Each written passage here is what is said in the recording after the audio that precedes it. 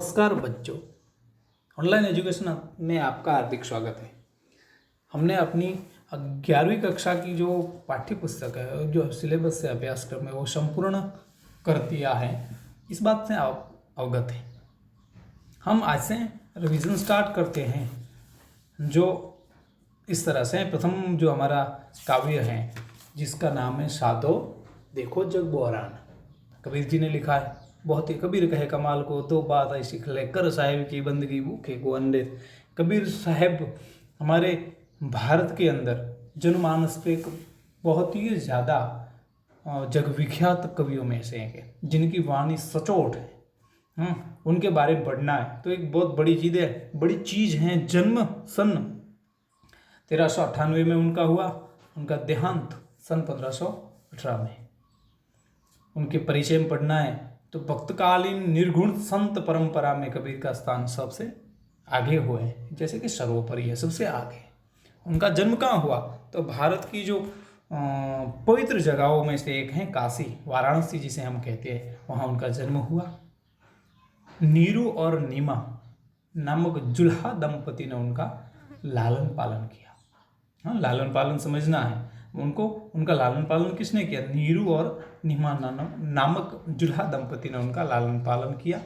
कबीर निरक्षर थे, ये बड़ी बात है। हाँ, वो अनपढ़, निरक्षर यानी कि अक्षर ज्ञान उन्हें नहीं था, फिर भी हम कबीर को पढ़ रहे हैं, ये उनकी महानता दर्शाती। किंतु मानव प्रेम का ढाई अक्षर पढ़कर वे पंडित हो गए। वे रामानंद के शिष्य थे। उन्हीं से कबीर ने राम नाम के मर्म को पहचाना। कबीर ने किस नाम के मर्म को पहचाना? तो राम के नाम को, मर्म को पहचाना। कबीर के गुरु का नाम क्या है? तो रामानंद। आगे कबीर जी के बारे में है कि कबीर कैसे संत थे? तो कबीर भक्त संत थे, भक्त कवि संत थे।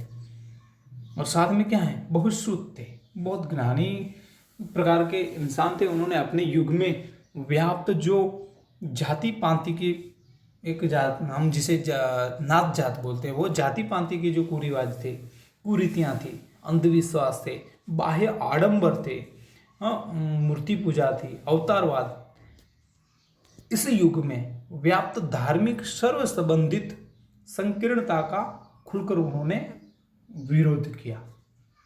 एक अनपढ़ा इंसान इन सारी चीज़ों का विरोध करता है सबके सामने जाकर, बड़ी बात है। उनके पास अनुभव का असीम भंडार था। वो पढ़े नहीं थे लेकिन अनुभवी थे। हाँ, इस तरह के अनुभव के खरेपन और यथार्थ बोध से उत्पन्न कबीर की कविता पाठक और श्रोता पर गहरा प्रभाव डालती, आज भी डालती है। कबीर की भाषा कैसी थी? तो सुद्दू ककड़ी कहलाती थी। वो हम स्पष्ट वक्ता जैसे थे, जैसे तैसे नहीं, ऐसे ही बोल दिया, ऐसे नहीं, जैसे एक हमारे सीने में छू जाती थी, इस तरह की उनकी भाषा थी। इसमें से बोलचाल की सहजता और बोधकता है। उनकी जो सहज भावना से कहते थे, फिर भी सचोट कहते थे। कबीर जी की रचना में से कबीर ग्रंथावली में संग्रहित है। कबीर जी ने जितनी भी रचनाएं लिखी हैं, एक पुस्तक में संग्रहित की गई हैं, और इस पुस्तक का नाम है कबीर संग्रहावली। इनका प्रमुख ग्रंथ है जिन्होंने कबीर जी ने लिखा है, उस प्रमुख ग्रंथ का नाम है बीजक। इनके 3 भाग हैं। 3 भाग में पहला भाग है रामायणी, दूसरे भाग का नाम है शबद, और तीसरे भाग का नाम है सांखी। और सांखी को तो उन्होंने बहुत बड़ा नाम दे दिया है। इनके कुछ पद गुरु ग्रंथ साहब में भी संग्रहित है। हाँ, जो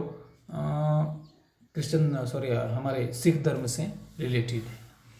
प्रस्तुत पद में कबीर ने अपने युग में, उनके टाइम में व्याप्त जो चल रही थी हिंदू मुस्लिम धर्म की जो विसंगतियों थी तथा अंतर विरोध जो था, धार्मिक संकीर्णताएं जो थी, बाह्य आडंबर जो था, उनका विरोध करते हुए धर्म के ठेकेदारों को आत्मज्ञान की प्राप्ति हो, इसकी नसीहत कबीर जी ने इस काव्य में दी है। इस काव्य का साधो जग देखो बोहराना, और इसका प्रकार है पद।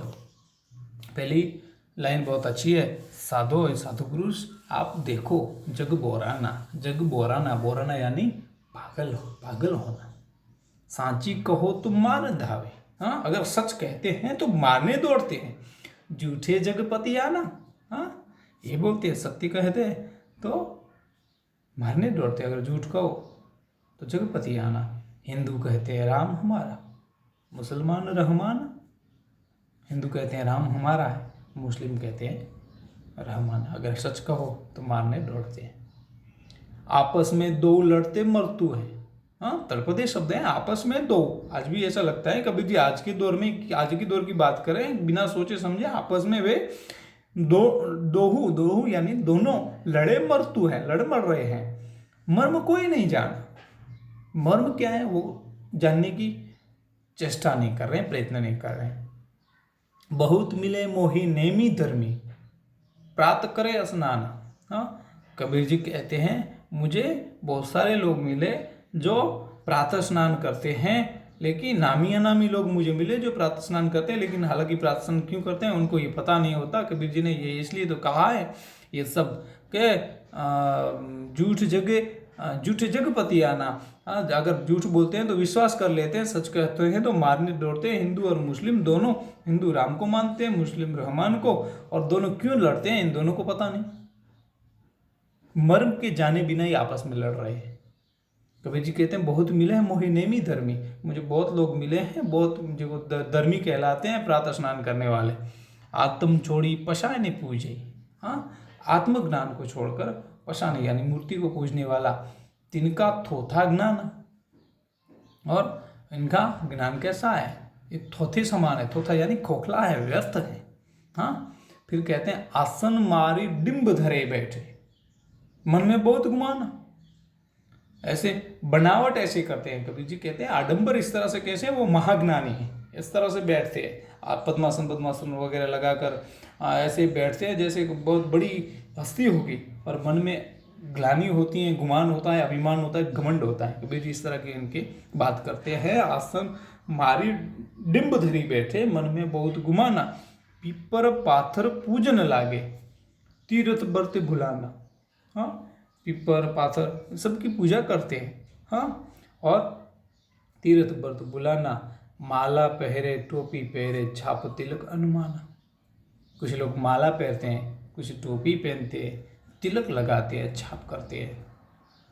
साखी शब्दे घावत भूले, आत्म खबर न जाना। गा रहे हैं लेकिन उनका अर्थ क्या है पता नहीं। साखी शब्दे घावत भूले, गा रहे हैं लेकिन उसका अर्थ भूल गए हैं, वो कहना क्या चाहते, वो समझना नहीं चाहते। आत्म खबर न जाना, आत्म की खबर नहीं है। गर गर मंत्र जो देन फिरत हैं, माया के अभिमाना। हाँ, जो घर घर जाकर ये मंत्र देते हैं उनके जीवन में हालांकि कुछ नहीं होता। दूसरों को कहते हैं आपको ऐसा करना चाहिए, वैसा करना चाहिए, ऐसा करना चाहिए, वो दूसरों को कहते हैं, खुद नहीं करते। इस तरह की बात कबीर जी कहते हैं कि ये लोग घर घर मंत्र जो दीन फिरते हैं, माया के अभिमाना, गुरुआ सहित शिष्य सब बूढ़े बुंडे, अंतकाल पछिताना। गुरु भी ऐसा, चेला भी ऐसा। कबीर कहते हैं सब ऐसे ही है।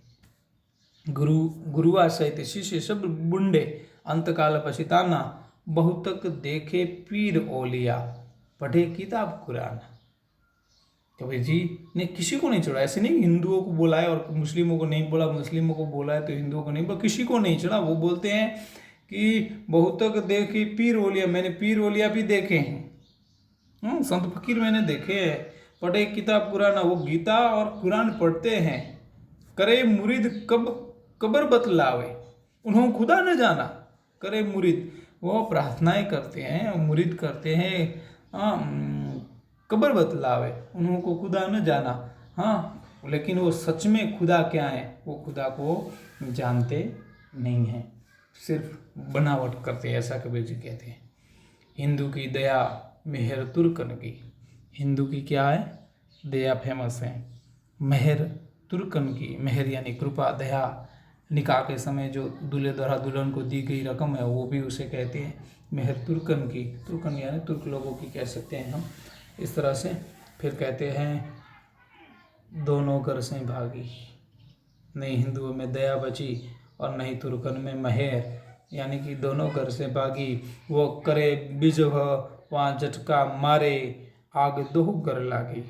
हाँ, वो करे जिबह वहाँ झटका मारे। एक जगह ऐसा हाल है, दूसरी जगह वैसा हाल है। एक जगह जिबह कर रही है, दूसरी जगह झटका मार रही है, यानी कि हैं या नहीं है या नहीं है। हिंदू के घर दया नहीं दिख रही है, मुस्लिम जो तुर्कन है उनके घर मेहर कृपा नहीं दिख रही है। दोनों घर से भागी हुई है, आग दोनों घरों में लगी हुई है। यहाँ विधि हंसत चलत हैं हमको, आप कहावे श्याना। हमको कहते हैं, हम पे हंसते हैं ये लोग। हाँ, जीव या ये हालात ऐसे हैं, वो करे जीव यानी हालात ऐसे हैं कि दोनों घरों में आग लगी हुई है। यहाँ विधि हंसत चलत हैं हमको, आप कहावे श्याना। कबीर कहे कबीर सुनो भाई साधो, इनमें कौन दीवाना। और अंत में कबीर जी बहुत बड़ी बात कहते हैं कि यहाँ विधि हंसत चलते हैं हमको। हाँ, जो देखता है हम पे हंसता है, और आप कहावे श्याना, खुद को सयाना समझता है, ये साला कबीर कुछ नहीं जानता, ऐसे ही डोंग धतूरे पीट रहा है। इस तरह कबीर जी कहते हैं वो मुझ पे हंस रहे हैं और खुद को बड़ा सयाना समझते हैं। लेकिन कबीर कहते हैं, कहे कबीर सुनो भाई साधो, इस संत पुरुषों, जो सज्जन आदमी उनको कहते हैं आप सुनो, इनमें कौन दीवाना, इनमें दीवाना कौन है। ये कबीर जी ने इस तरह से बहुत बारीकाई से बड़ी बातें कह दी, सचोट तरीके से कह दी और शॉर्ट एंड स्वीट तरीके से कह दी। अच्छा लगा है, मुझे भी बहुत काव्य जी अच्छा लगता है, आपको भी शायद अच्छा लगेगा। आगे दूसरा पाठ हम पढ़ेंगे, साधु देखो जग बोराना, यहाँ पे समाप्त होता है। और इसके साथ घर पे रहिए, सुरक्षित रहिए। जय हिंद, जय भारत।